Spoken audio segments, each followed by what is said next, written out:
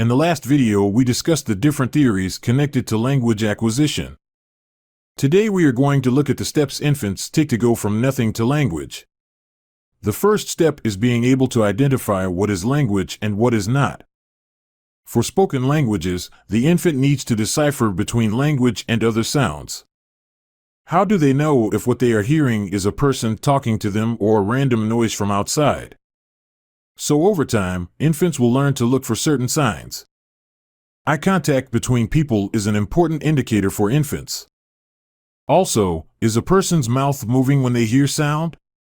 Similarly, infants acquiring sign languages need to learn how to identify the difference between a random movement and a sign language.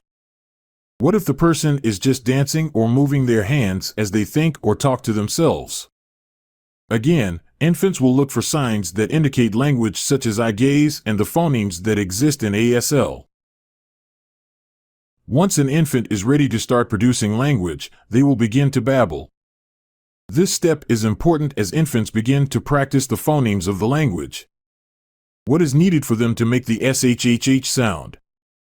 Sounds are complicated. They require dexterity in the tongue, lips, and vocal tract. This is also the time when infants will begin limiting their speech abilities. As they practice different sounds and are able to identify the sounds of their languages, they will stop practicing sounds from other languages. Over time, unless the infant, toddler, child begins learning another language, they will eventually reach a point of fossilization and accents.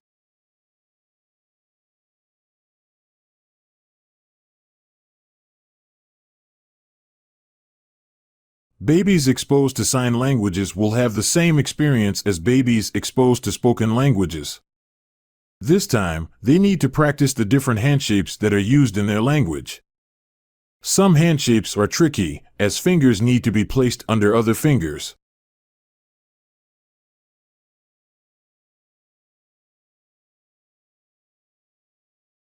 Signs also require the user to move their arms and hands to specific locations and make specific movements. Signs such as bicycle can be difficult to learn how to produce as the arms move simultaneously in different directions.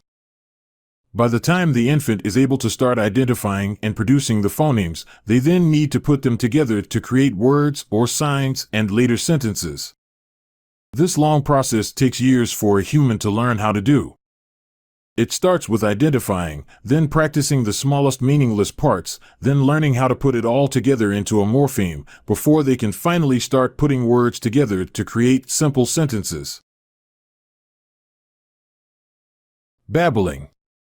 The part of language acquisition where the infant is seemingly producing random sounds or making random handshapes. In reality, they are preparing themselves for language. As you watch these two videos, take notes on what the babies are doing. Then, what do you notice about the spoken babbling? What do you notice about the sign babbling? Here are a list of language milestones. Understand that not all babies reach milestones on the same timetable. It is not alarming if a baby is falling behind. For some infants, it takes them longer to replicate language and begin using it. Some infants are naturally quiet, but then one day just start producing language and never stop.